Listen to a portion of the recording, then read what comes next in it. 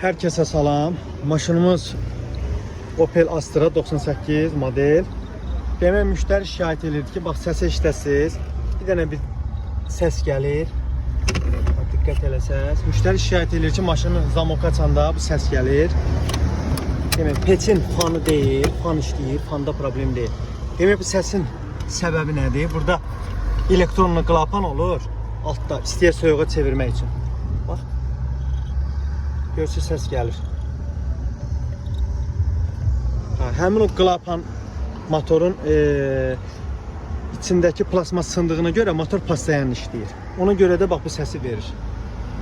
Bəzən olur ki, yəni kimdəsə o problemlə qarşılaşır, belə cildi səsi kimi verir. Bax həmin səsin səbəbi bu elektronlu motorda. Onu bir dənə ştekerini aralasaz, yəni problem aradan qalxacaq.